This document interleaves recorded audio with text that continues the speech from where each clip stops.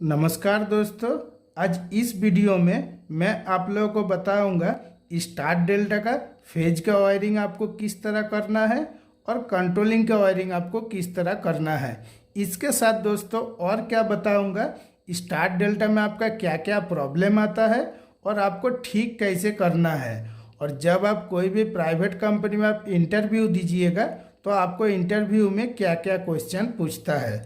आज इस वीडियो में मैं आप लोगों को शुरू से लेकर लास्ट तक पूरा डिटेल्स स्टार डेल्टा के बारे में बताऊंगा।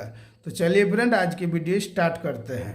दोस्तों, सबसे पहले क्या जानना जरूरी है कि स्टार डेल्टा हमारा कितना कितना वोल्ट का होता है। दोस्तों, स्टार डेल्टा 24 वोल्ट का, 110 वोल्ट का, 220 का और 415 वोल्ट का होता है।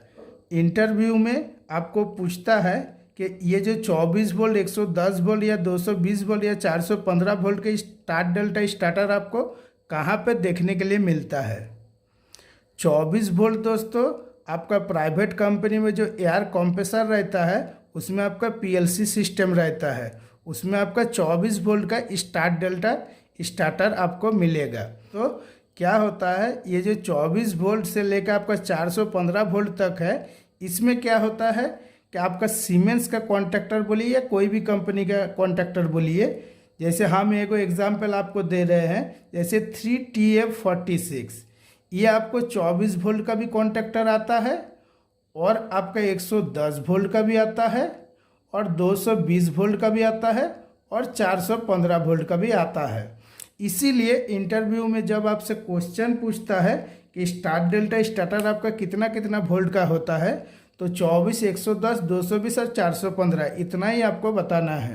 दोस्तों, स्टार डेल्टा का कंट्रोलिंग वायरिंग मैं एक बार आपको समझा दे रहा हूँ। स्टार डेल्टा में जो हमारा एमसीबी है, एमसीबी में तो हमारा एक न्यूट्रल और एक फेज है। तो न्यूट्रल का कनेक्शन किस तरह आता है, न्यूट्रल आपका डायरेक्ट आ गया, टाइमर का A2, मेन कॉन्ट्रैक्टर का A2, स्टार कॉन्ट्रैक्टर का A2 और डेल्टा कॉन्ट्रैक्टर का A2, सब में आपका लग जाता है डायरेक्ट। इसमें कोई कटआउट नहीं रहता है और कुछ इंटरलॉक भी नहीं रहता है। आप अपने से कुछ इंटरलॉक दे सकते हैं, वो आपके ऊपर डिपेंड करता है। लेकिन जो भी आपका चाहे रेडीमेड हो या एमसीसी पैनल में जो हम लोग काम करते हैं, वहाँ पे कोई न्यूट्रल में आपका इंटरलॉक दिया हुआ नहीं रहता है। अभी फेज का कनेक्शन किस तरह आ रहा है, एमसीबी में आया, एमसीबी में आने के बाद थर्मल ओवरलोड रिले में आ रहा है और थर्मल ओवरलोड रिले में आने के बाद आपका स्टॉप पुश बटन में आ रहा है। स्टॉप पुश बटन से हमारा ऑन पुश बटन में आ रहा है। जब हम इसको ऑन करेंगे तब हमारा क्या होगा, टाइमर, मेन कॉन्ट्रैक्टर और स्टार कॉन्ट्रैक्टर ये तीनों आपका ऑन हो जाएगा। और मेन कॉन्ट्रैक्टर का जो होल्डिंग सप्लाई है, होल्डिंग सप्लाई उस टाइम क्या होगा, जब हम ऑन करेंगे ये हमारा एनसी बन जाएगा। तो क्या होगा, होल्डिंग सप्लाई इसको मिलता रहेगा, टाइमर को भी मिलेगा और स्टार कॉन्ट्रैक्टर को भी मिलेगा। ये तीनों का आपको होल्डिंग सप्लाई मिल गया। होल्डिंग सप्लाई मिलने के बाद आपका क्या होगा, ये जो हमारा टाइमर है, टाइमर क्या होता है आपका 0.5 सेकंड के बाद जो आपका एनसी रहता है, एनसी एनओ हो जाता है और एनओ एनसी हो जाता है। दोस्तों, किस तरह काम कर रहा है, हम इसको ऑन किए, ऑन पुश बटन को हम ऑन किए, ऑन करने के बाद हमारा टाइमर पकड़ा, मेन कॉन्ट्रैक्टर पकड़ा। अब स्टार कॉन्ट्रैक्टर किस तरह पकड़ रहा है, ये जो हमारा टाइमर का एनसी है, एनसी हमारा क्या हो रहा है, एनसी तो जब तक 0.5 सेकंड नहीं होगा तो हमारा एनसी तो एनसी ही रहेगा।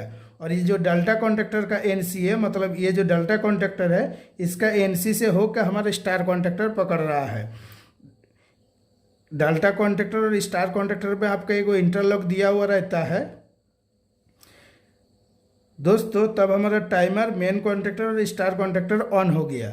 अब क्या होता है, जब आपका ये 0.5 सेकंड हो जाता है तब क्या होता है, टाइमर का जो एनसी पॉइंट है, एनसी पॉइंट एनओ हो जाता है और एनओ पॉइंट आपका एनसी हो जाता है। तब क्या होता है, तब आपका ये स्टार कॉन्ट्रैक्टर छोड़ देता है, उसके बाद आपका डेल्टा कॉन्ट्रैक्टर पकड़ लेता है। सेम टू सेम दिया हुआ रहता है, जैसे हमारा डेल्टा कॉन्ट्रैक्टर का एनसी से स्टार पकड़ता है और स्टार कॉन्ट्रैक्टर का एनसी से आपका डेल्टा पकड़ता है। दोस्तों, ये हो गया आपका कंट्रोलिंग कनेक्शन। दोस्तों, इंटरव्यू में आपसे पूछा जाता है कि सबसे पहले हमारा स्टार कॉन्ट्रैक्टर पकड़ता है या मेन कॉन्ट्रैक्टर पकड़ता है या टाइमर पकड़ता है या डेल्टा कॉन्ट्रैक्टर पकड़ता है। जब हम इसको ऑन करेंगे तो सबसे पहले कौन सा पकड़ना चाहिए, दोस्तों जब भी आपसे ये क्वेश्चन पूछे तब आपको बताना है कि स्टार कॉन्टैक्टर पकड़ता है सबसे पहले फेज आपका एमसीसीबी में आता है। एमसीसीबी में आने के बाद आपका मेन कॉन्टैक्टर में आता है, और मेन कॉन्टैक्टर में आने के बाद उसके बाद क्या होता है कि स्टार डेल्टा में आपका एक साइड रिले लगा हुआ रहता है। थर्मल ओवरलोड रिले जो है वो आपका एक साइड लगा हुआ रहता है, दूसरा साइड में आपका नहीं रहता है। दोस्तों जब हम इसको ऑन करेंगे तो इंटरव्यू में हम लोग बोलते हैं सबसे पहले हमारा स्टार कॉन्टैक्टर ऑन होता है। तो जैसे आपका ये सप्लाई आ रहा है, तो ये सप्लाई में जैसे ही हम ऑन करेंगे तो हमारा मेन कॉन्टैक्टर पकड़ के यहाँ तक आपका सप्लाई आ जाएगा, क्या थर्मल ओवरलोड रिले में कोई कटआउट नहीं रहता है। तो जैसे ही हम इसको ऑन करेंगे वैसे ही आपका मेन कॉन्टैक्टर ऑन हो जाएगा। ऑन होने के बाद क्या होगा, स्टार कॉन्टैक्टर। तो ये जो मोटर है, मोटर हमारा घूमेगा कैसे, ये स्टार सब पहले बनेगा तभी आपका मोटर घूमेगा। डायरेक्ट आप कोई मोटर में तीनों फेज दे दीजिएगा तो मोटर घूमेगा नहीं। इसीलिए इंटरव्यू में ये क्वेश्चन पूछता है कि सबसे पहले कौन सा कॉन्टैक्टर पकड़ता है। तो सबसे पहले आपका स्टार कॉन्टैक्टर पकड़ता है। दोस्तों फेज सर्किट किस तरह काम करता है वो मैं आपको पूरा डिटेल्स बता रहा हूँ। हमारा एमसीसीबी हो गया, मेन कॉन्टैक्टर हो गया, थर्मल ओवरलोड रिले हो गया। तो हमारा जो ये RYB तीनों आ रहा है, ये तो हमारा सीधा सीधा आके किस में लग रहा है, U1 V1 W1।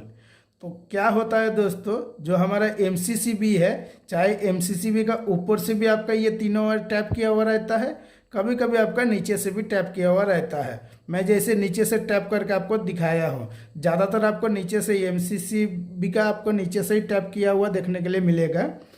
तो ये हो गया हमारा मेन कॉन्टैक्टर, ये हो गया हमारा डेल्टा कॉन्टैक्टर, और ये हो गया हमारा स्टार कॉन्टैक्टर। इन कॉन्टैक्टर का ऊपर में तो आपका RYB सप्लाई है।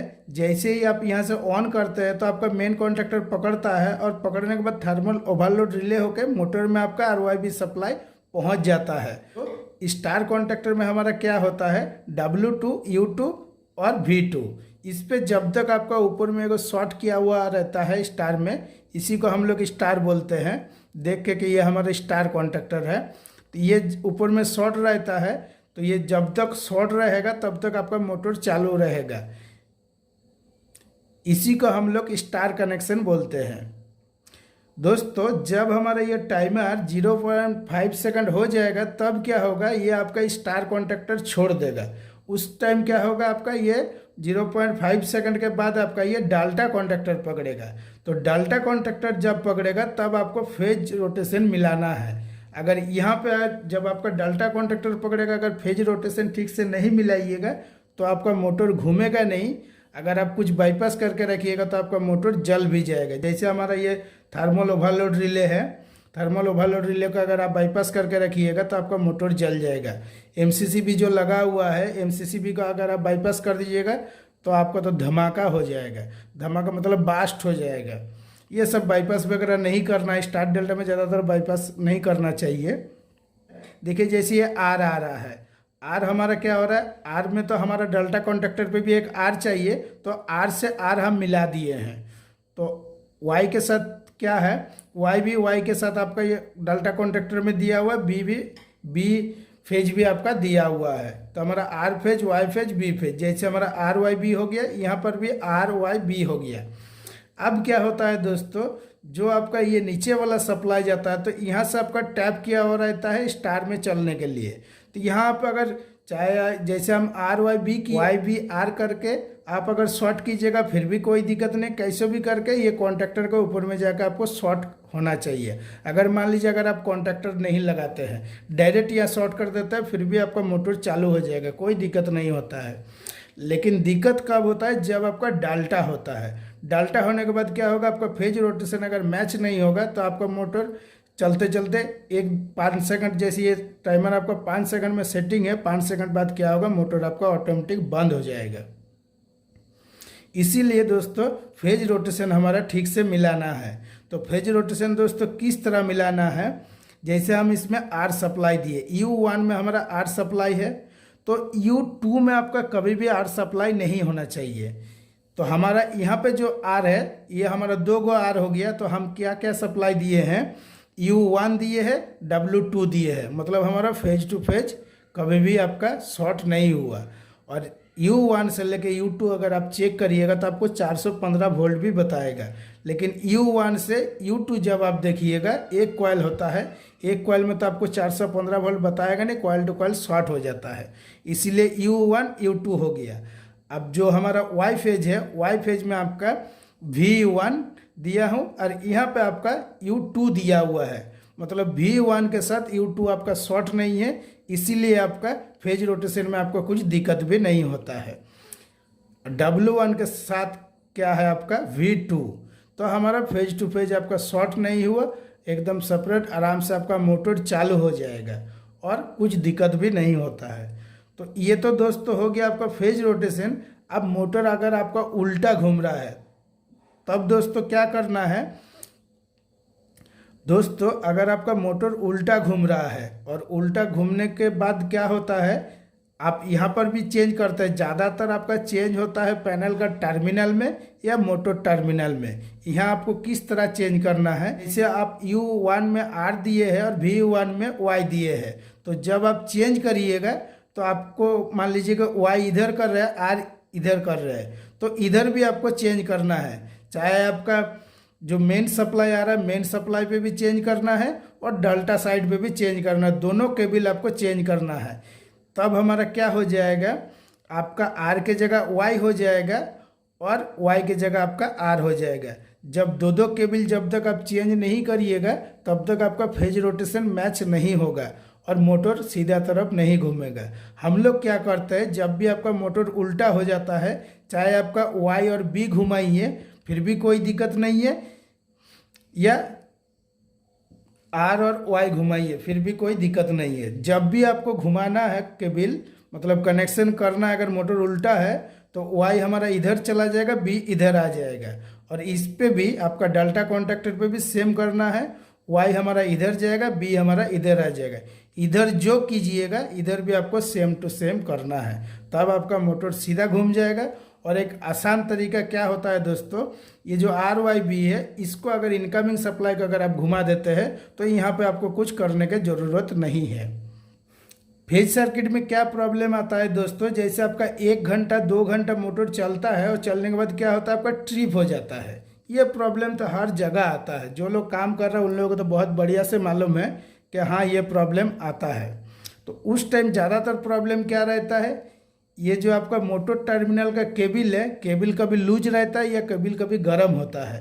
अगर आपका यहाँ पे केबल गर्म नहीं हो रहा, मोटर टर्मिनल में अगर कोई प्रॉब्लम नहीं है, जो मेन कॉन्टैक्टर है, मेन कॉन्टैक्टर का किट चेक करना है कि किट हमारा कोई लूज हो रहा है या नहीं हो रहा है। मेन कॉन्टैक्टर का किट चेक करने के लिए एगो उपाय है, किस तरह हम लोग चेक करते हैं। जैसे किट का बीचों बीच अगर आप कार्बन पेपर दे के चेक करिएगा तो आपको पता चल जाएगा कौन सा किट हमारा टच नहीं हो रहा है।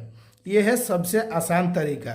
और एक चीज़ होता है, जैसे आप कॉन्टैक्टर का ढक्कन खोलें, ढक्कन खोलने के बाद भी अगर आप देख के कर सकते हैं कि हाँ ये टच हो रहा है या नहीं हो रहा है, लेकिन कॉन्फर्म तो आपको कार्बन पेपर लगा के ही करना पड़ेगा, कौन वाला टच हो रहा है या नहीं हो रहा है।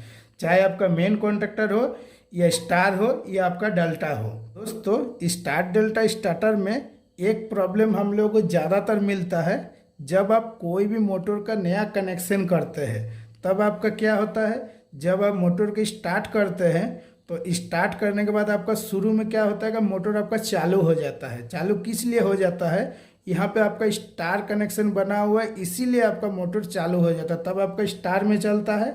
और जैसे ही आपका डेल्टा होता है तो मोटर आपका बंद हो जाता है। अगर ये प्रॉब्लम आपके साथ होगा तब आपको सीधा यहाँ पे कुछ चेक नहीं करना है, यहाँ भी चेक नहीं करना है, आपको सीधा यह मोटर टर्मिनल में आपको फेज रोटेशन चेक करना है। जब आपका मोटर चालू हुआ, चालू होने के बाद आपका टाइमर का 0.5 सेकंड हो गया, 5 सेकंड होने के बाद जैसे ही आपका डेल्टा कॉन्टैक्टर पकड़ा वैसे ही मोटर आपका बंद हो गया।